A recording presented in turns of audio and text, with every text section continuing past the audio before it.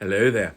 I thought I'd give you guys all an update on our old friend, Hamilton East Councillor Andrew Bidder, because I've heard back from Hamilton City Council about a couple of different things. Now, you probably recall the story of Andrew that came out last week, where he was writing for the Daily Telegraph and he wrote this piece on Shaw's Bird Park, where he was running Hamilton City Council into the ground and praising the owners of Shaw's Bird Park as this David and Goliath type battle, where the council is big and mean and the poor people at Shaw's Bird Park, who have got some issues themselves, are the poor victims here. And that's why places like Counterspin have hijacked their cause, because it's that important. And there's a video on hijacking coming out on my Facebook page and my YouTube page later this week, but that's a different issue. Hamilton City Council's official response from the top here is very much about training.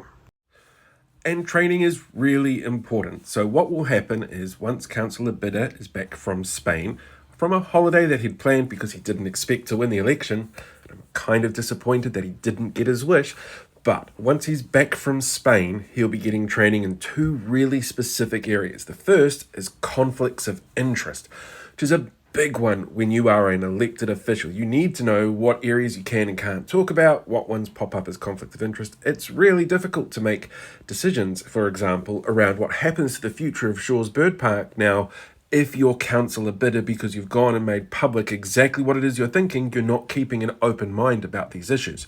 So he will be getting training on that. He will also be getting training on code of conduct. So anything that pops up like this, which could be seen as a code of conduct breach, he will be given specific training on how to avoid that kind of thing from happening. Now, this particular article, it seems, was actually written before he was elected and published after he was elected. And it's not up to him to make sure that the publishers get the accurate information about whether or not he is elected or not. They should have done that themselves.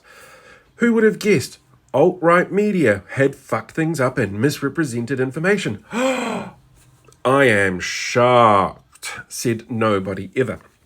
So, Councillor Bidder, and it's Bidder, not Bidder, I have also been corrected on that, will be getting the training that he requires when he gets back. But that doesn't mean that you should just let this sort of thing go. Wherever you are in the country, you need to keep to account what your elected officials are doing. Follow up on these kind of things, because if they get away with it constantly, that's when it starts to undermine the democratic process, and that's how it makes this country ungovernable. So keep an eye on it. Really great outcome with this one. I'm really happy with what Hamilton City Council's doing going forward, but make sure you keep an eye on your councillors as well.